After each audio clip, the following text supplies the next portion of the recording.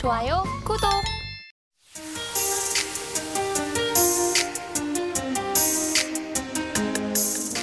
네, 이사님 먼저 5월 말미가 다가오고 있는 만큼 이제 일단 우리 증시의 흐름을 살펴봐야겠습니다. 사실 글로벌 증시는 좋았던 것 같거든요. 네. 그러면 우리 증시는 왜 이렇나 좀 궁금합니다. 좀 답답한 흐름이 이어졌다고 저는 생각을 하는데 네. 5월 증시 어떻게 평가하세요? 일단 이제 5월 달에 지금 우리나라 증시는 지금 상당히 이제 다른 나라들은 다 사상 최고가를 지금 네. 경신하고 있는데 좀 뭔가 답답한 이유는 이제 여러 가지 사실 이유들이 있어요. 일단 저는 가장 큰 게 우리 한국의 이제 코스피를 대표하는 건 삼성전자고 네. 코스닥은 에코프로비엠이죠, 시총이. 네. 근데 이들이 이제 큰데 이 두 기업 다 주가들이 너무 좀 부진해요, 사실은. 그러니까 지금 보면 2등 기업인 하이닉스는 또 급등을 하고 있고 네. 근데 AI 랠리에 삼성전자가 동참을 해야 되는데 못 하고 있고 또 거기다가 에코프로비엠은 2차 전지인데 2차 전지는 뭐 지금 전 세계 지금 전기차 업황이 워낙 안 좋다 보니까 여기에 같이 못 가죠. 근데 이 둘이 움직여야 증시가 위가 열리거든요. 근데 그게 이제 못 됐다는 게 좀 첫 번째 이유고 두 번째가 이제 우리 한국 같은 경우는 올해 사실 외국인들이 투자를 많이 하고 있는데 5월 들어선 좀 투자 속도가 좀 둔화되고 있고 5월 말로 갈수록은 최근엔 좀 매도도 나오거든요. 그러니까 이제 이 얘기는 결국 개인 투자분들이 조금 더 적극적으로 시장에 참여를 해주면 좋은데 개인 투자분들도 굉장히 소극적이에요. 뭐 최근에 보면 주식시장에서 뭐 하루 사고 하루 팔고 이러고 있고 또 거기에 내년에 금투세가 시행되면 네. 이것도 약간 이제 우려가 되는 거죠. 그러다 보니까 적극적인 투자를 좀 안 하려고 하시거든요. 그러니까 한마디로 한국은 좀 수급도 그다지 좀 썩 좋은 편은 좀 아닌 것 같습니다. 그리고 미국의 기준금리 인하도 아직까지는 사실 좀 확실하게 지금 뭔가 가닥이 잡힌 건 없잖아요. 그리고 어쨌든 이제 그 삼성전자가 이렇게 에코프로 BM도 그렇고 못 가는 상황에서 그 뒤를 받쳐줄 뭔가 큰 업종이 하나 나와야 되는데 지금 시장을 이끄는 업종들은 뭐 뷰티나 뭐 전력기기나 이런 업종들은 지수를 이끌 업종들은 아니에요. 그래서 저희가 뭐 주도주가 부재하다 이런 말을 많이 하잖아요. 그러니까 그들이 분명히 주도주인 건 같은데 시총이 네. 작아요. 그러니까 이제 이들이 만약에 시총이 엄청 컸으면 네. 배터리 정도 됐으면 증시가 급등했겠죠. 아, 그럼 얘기가 좀 달라졌을 네, 텐데. 근데 네. 작년 7월에 기억하시겠지만 그때 우리나라가 전 세계 제일 많이 올랐어요. 아, 네. 2차 전지가 급등해서. 네. 그래서 지금은 이제 지수가 그러니까 저는 이렇게 말씀드려요. 지수는 답답해요. 지수만 보면. 근데 어느 때보다 종목 장세는 굉장히 화려하거든요. 네. 그러니까 수익 내기는 오히려 굉장히 좋은 장세예요. 여러분들이 기업만 잘 선정하시면. 네. 그래서 너무 지수만 바라보지 말고 네. 사실은 5월 달은 어떤 업종을 선택했냐에 따라서 계좌 수익률이 완전히 천차만별로 가는 네. 그런 장세였다. 저는 그렇게 보고 있습니다. 또 잘 선별을 하기 위해서는 이사님 말씀 오늘 또 꼼꼼하게 들어봐야 될 것 같습니다. 그리고 어제는 우주항공성이 개청했습니다. 사실 기대감이 있었던 상황이라서 주가도 반응할까 싶었는데 어제장에서는 미진했습니다. 그래도 정책적 모멘텀이 있는 쪽인 만큼 앞으로는 봐도 괜찮지 않을까 하고 생각이 드는데 이사님은 어떻게 보실까요? 그러니까 이게 이제 시작이죠. 사실 이제 올해 1월에 이게 이제 얘기가 됐고 5월 27일 날 설립하기로 했잖아요. 네. 그래서 이제 실제로 이제 설립이 됐고 그리고 이제 우리나라 지금 우주항공 산업이 미국이나 이런 나라에 비해서는 사실 좀 당연히 경쟁력이 예전에 그 과거에 이제 역사를 보면 한국은 당연히 후발주자니까 네. 떨어질 수밖에 없는데 이걸 정부도 알기 때문에 민간이 이제 합작으로 하겠다. 그게 이제 우주항공청의 목적이다라고 보시면 되겠고 다만 이제 우주항공청이 개청이 됐으니까 지금 이제 재료가 노출돼서 팔려는 욕구도 좀 일부 있겠죠. 최근에도 인공위성 관련주들도 많이 올랐었잖아요. 그래서 약간의 매물은 좀 나오겠지만 이걸 좀 긴 호흡으로 보셨으면 좋겠고 다만 이제 우주항공과 관련된 투자를 하실 때 꿈과 현실은 좀 명확하게 분리를 하셨으면 좋겠어요. 어떻게 분리할까요? 그러니까 꿈은 뭐냐면 우주 여행 같은 거죠. 네. 여행은 언젠가 갈 수 있어요. 근데 2030년 안에 내가 우주 여행 갈 수 있을까요? 사실 좀 불가능하잖아요. 네. 그러니까 너무 그렇게 현실과 동떨어진 그런 쪽보다는 지금 당장 우리나라가 집중하는 게 어디냐 인공위성이거든요. 실제 지금 얼마 전에도 군집위성 띄웠잖아요. 네. 그래서 지금 일론 머스크의 스페이스X도 위성 발사체 만들어서 위성 띄우고 있고 아마존도 제프 베이조스가 블루 오리진 만들어서 위성 사업을 하거든요. 그러니까 결국 모든 초점은 지금 현재는 다 위성입니다. 그래서 만약에 투자를 하신다면 계속 관심 가질 분야는 위성을 제작하고 네. 위성과 관련된 그 밸류 체인들 있잖아요.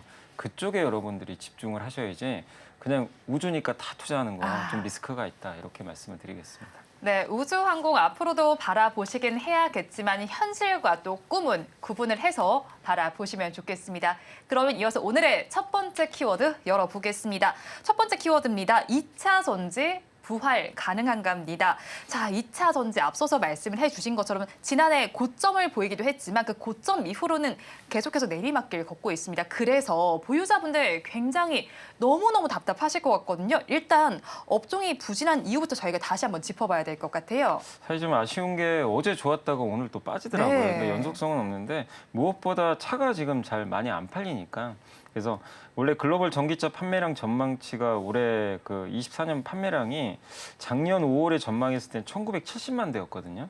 근데 이번에 이제 4월에 전망은 1690만 대예요. 그러니까 전망보다 못하던 거죠. 그러니까 작년에 한참 주가 좋을 때는 이 정도 팔리겠지 했는데 그걸 못 맞추니까 주가 빠지는 건 어떻게 보면 당연할 수밖에 없어요. 네. 그 전망을 못 맞췄기 때문에. 그래서 하향 조정이 됐고 또 거기다가 우리나라가 비중이 제일 높은 게 북미잖아요. 근데 북미 시장 성장률이 연초에 67% 정도 성장하지 않을까 싶었는데 실제로 지금 32%로 하향 조정됐어요. 또. 그러니까 자꾸만 전기차가 안 팔리는 게 아니라 이 눈높이가 작년에 너무 높아가지고 주가 네. 급등했는데 그거를 이제 현실화가 안 됐던 거죠.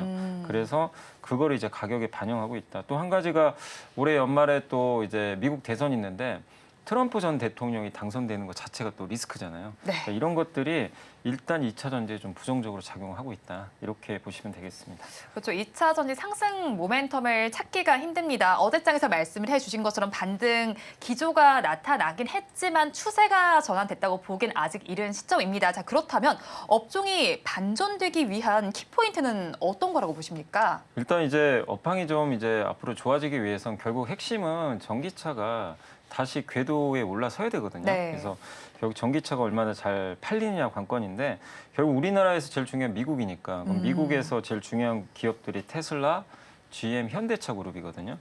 포드는 지금 전기차 사업에서만 6조 원 정도를 까먹고 있어요. 네. 그러니까 포드는 좀 경쟁력이 많이 떨어져 있고 GM이 굉장히 적극적이에요, 지금. 그래서 올해 한 20에서 30만 대 판매 목표로 하는데 어쨌든 제일 중요한 이 세 개의 기업들이 올해 판매가 좀 그래도 괜찮아진다면 좀 주가는 좀 반응을 할 것 같고 대부분 지금 하반기를 좀 기대를 하고 있거든요. 근데 테슬라도 지금 어쨌든 얼마 전에 그 실적 발표에서 올해 글로벌 전기차 판매량 작년보다는 그래도 증가한다. 네. 또 사이버 트럭 생산량이 지금 최근에 어쨌든 조금씩 올라오고 있거든요. 그래서 테슬라도 여기서 뭐 더 심각하게 나빠질 건 별로 없는 것 같고 두 번째 GM은 이제 신차들이 나오거든요. 근데 이 회사가 작년에 판매했던 게 몇만 대가 안 되는데 올해 20만 대 이상 우리는 팔겠다. 굉장히 공격적인 수치를 내놨는데 이제 이코녹스나 블레이저 같은 신차가 이제 나오거든요. 근데 이제 관건은 이들이 팔릴지 안 팔릴지 저도 알 수는 없지만 만약에 잘 팔려준다면 우려감이 해소되겠죠. 그리고 마지막 타자 이제 현대차인데 올해 10월에 미국 조지아의 전용 공장이 드디어 완공이 네. 돼요. 그러면 이게 왜 의미가 있냐면 이게 완공이 되면 미국에서 보조금을 받습니다.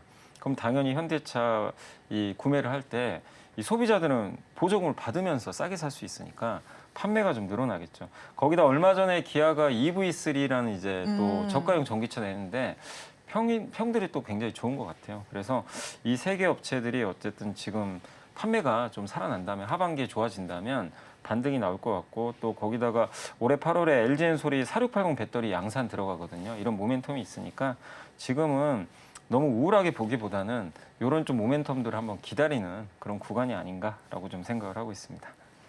네, 그렇죠. 그리고 2차 전지 가지신 분들 언제쯤 나아지지, 이 업황이 언제쯤 나아질지가 가장 크게 궁금해하실 부분일 것 같은데요. 이사님께서는 어떻게 전망하실까요? 그러니까 2차 전지 보유하신 분들은 지금은 버텨야 됩니다. 지금 뭐 이미 주가들이 뭐 2분의 1 토막, 3분의 1 토막 난 상황에서 매도하실 필요는 없는 것 같고 그러나 이제 올라가기 위해서 아까 말씀드린 대로 전체적으로 이제 아까 그 북미 쪽에서 전기차가 많이 팔려야 된다는 거.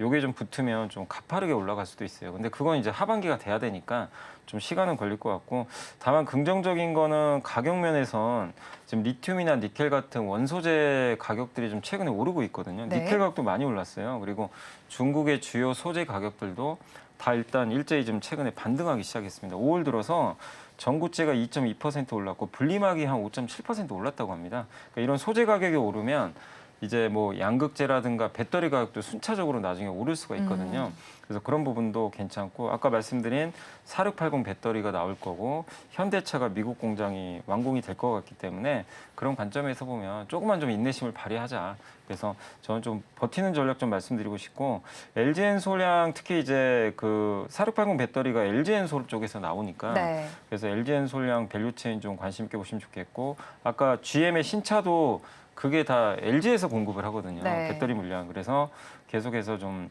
LG 엔솔 밑에 있는 그 밸류체인들을 한번 여러분들이 좀 주목을 해보시면 좀 어떨까라고 좀 말씀을 드리겠습니다. 네, LG 에너지 솔루션과 관련된 밸류체인 주목을 해보시면 좋겠습니다. 이어서 두 번째 키워드 알아보겠습니다. AI 수혜 기대 확산입니다. 이 반도체에서 전력기기, 이제는 태양광과 수소 연료 전지까지 살펴봐야 될 것 같습니다. 엔비디아도 좋은 실적을 내놨고요. 자, 그렇다면 이제 AI 시장 성장은 지속될 것에 의심이 없을 것 같습니다. 어떻게 바라볼까요? 사실 이 질문을 되게 많이들 해요. 네. 저도 이제 가끔 한 번씩 이제 강연회를 가는데 그때마다 질문 중에 하나가 엔비디아 투자하신 분들은 항상 AI가 이거 너무 많이 올라서 버블 아닌가요? 이 질문을 되게들 많이 하세요. 네. 근데 사실 주가는 많이 올라서 부담은 되죠, 사실. 네. 근데 그 업황 자체는 우리가 지금 주가가 올라서 그런 거지 AI 아직도 주변에 안 쓰신 분들이 훨씬 많고 기업들도 아직은 많이 채택 안 했습니다. 이 얘기는 아직은 갈 길이 멀다는 얘기죠. 그래서 지금 AI가 생성형 AI 나온 지 이제 2년밖에 안 됐거든요. 그래서 우리가 과거에 모바일 사이클도 10년 이상 지속이 됐어요. 그런 걸 본다면 아직은 지금 초기 단계니까 업황 자체로 봤을 때는 AI에 대해서 뭐 염려할 필요는 없다. 다만 이제 이 주가가 너무나 과하게 올랐기 때문에 중간중간에 조정은 나올 수 있다. 네. 이 정도로 좀 판단해 주시면 좋을 것 같습니다.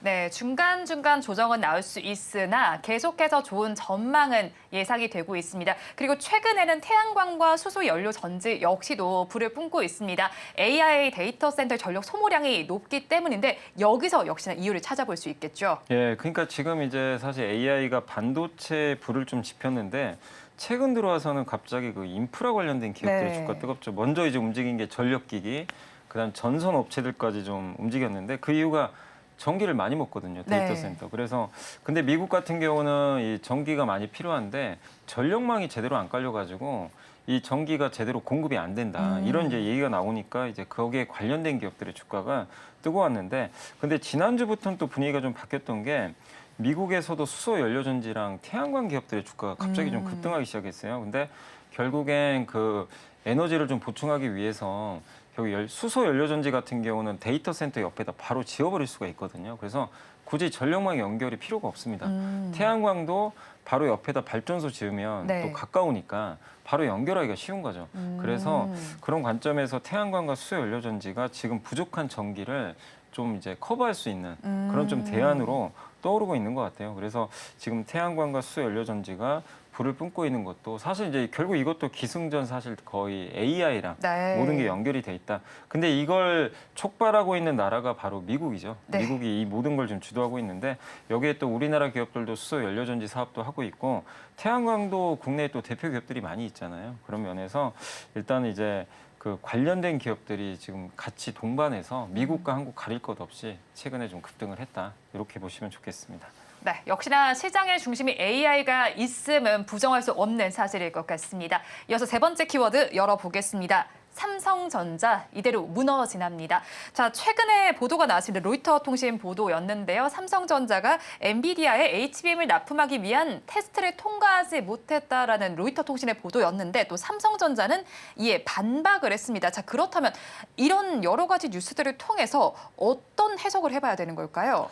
사실 이게 그러니까 팩트는 둘만 아는 거예요. 그러니까 네. 정확히 알 수는 없어요. 근데 이제 로이터에서는 어쨌든 이제 테스트 실패한 거 아니냐, 뭔가 결함이 발견됐으니까 그런 것 같고 삼성전자 입장에서는 이게 결함은 나올 수 있거든요. 네. 충분히 나오는데 그게 이제 실패를 해가지고 이제 엔비디아에 납품이 마치 안 된다. 이건 아니거든요. 근데 거기서 이제 아다르고 사실 어다른 거죠. 근데 분명한 팩트는 아직 공급은 안 된 건 맞고 그렇다고 실패는 아닌 것 같아요. 왜냐하면 이런 또 새로운 공급처를 확보를 하기 위해선 엔비디아 입장에서도 하이닉스보다 더 가혹하게 테스트를 할 수밖에 없거든요.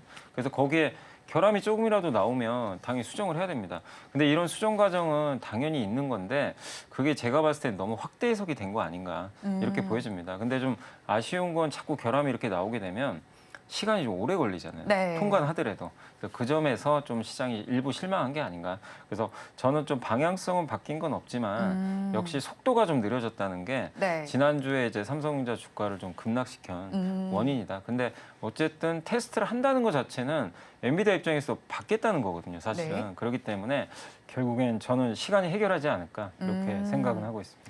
네, 시간의 문제라면요. 그럼 NVIDIA 테스트를 통과할 가능성 어느 정도로 점치시나요? 일단 지금 엔비디아가 지금 내년도에 이제 나오는 뭐 블랙엘이라든가 새로운 이제 AI 가속기에 최첨단 HBM이 들어가야 되는데 지금은 8단짜리가 들어가요. 네. 8탄 이제 쌓는 거죠. 근데 내년엔 12단짜리가 필요하거든요. 근데 12단은 지금 스케줄상으로 보면 삼성이 앞서 있어요. 하이닉스보다는 양산 스케줄이. 그래서 삼성이 먼저 이걸 좀 하고 있는데 아마 이 테스트라는 과정에서 일단 이거를 이제 앞으로 많이 써야 되는데 이게 이제 엔비디아랑 이제 처음 할 거 아니에요. 그러다 네. 보니까 잘 맞아야 되거든요. 그러니까 하이닉스랑 그동안 잘해왔기 때문에 좀 무난할 수 있는데 삼성과는 또 사실 삼성과 하이닉스가 만드는 방식도 약간 다르긴 하다고 하더라고요. 그러니까 약간 그런 부분에서 삼성전자 테스트 조건이 좀 더 가혹하다 보니까 네. 시간이 좀 걸리는 거 아닌가. 근데 결국엔 엔비디아 젠슨항 입장에서도 굳이 삼성이 잘하고 자기네랑 맞으면 테스트를 통과하면 안 쓸 이유가 뭐가 있겠습니까? 당연히 네. 여러 군데에서 공급받는 게 훨씬 좋거든요. 그런 관점으로 보면 저는 결국 공급은 할 것 같다. 네. 다만 그 시기가 우리가 생각하는 시기는 지금을 원하는데 네. 지금 기업이 지금 테스트하고 있는 시간은 이게 길다 보니까 이 시장은 좀 참지를 못하고 있다.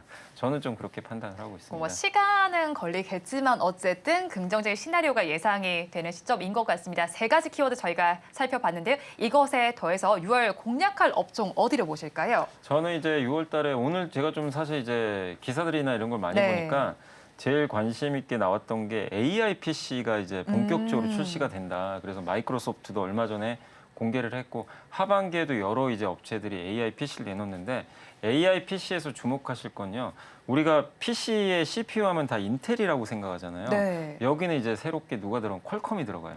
이 모바일 칩 만드는 회사가 여기에 이제 주도권을 잡겠다고 출사표를 냈는데 마이크로소프트의 이번에 새로 나온 AI PC도 퀄컴 CPU가 들어가거든요. 그러니까 반도체에 뭔가 지각 변동이 좀 생길 수가 있다. 그래서 인텔 구조가 아니라 새롭게 좀 바뀌는 측면으로 한번 보시면 되겠고 그다음에 AI PC가 어쨌든 많이 팔리면 메모리 용량이 올라가니까 저는 그래서 결국 이런 면으로 보면 삼성전자가 좀 수혜를 받지 않을까. 아, 결국에는요? 네, 네. 삼성전자가 AI에서 밀렸다 하더라도 어쨌든 PC가 많이 팔리면 그 메모리 반도체 용량 자체는 올라가거든요. 네. 그래서 그런 부분이 있고 또 거기다가 기판 업체들도 수혜를 받을 수 있고 또 퀄컴이라든가 이런 회사들이 어쨌든 TSMC나 삼성전자 같은데 파운드리 뭐 예전에도 수주했던 경험들이 있으니까 그러면 그 파운드리를 이제 설계해주는 네. 그 디자인 하우스 같은 회사들 있죠. 또 반도체 설계 자산 뭐 영국의 암이라는 회사가 제일 유명하죠. 이런 회사들도 거기에 관여가 돼 있기 때문에 IP라고 그러죠. 반도체 IP 회사들. 이런 회사들이 좀 수혜를 받을 것 같고 마지막으로 AI PC가 만약에 대중화되면 거기에 MLCC 탑재 용량도 증가할 수밖에 없습니다. 그래서 MLCC 만드는 업체들까지 해서 한번 6월엔 그쪽을 한번 바라보시면 어떨까 이렇게 말씀을 드리고 싶습니다.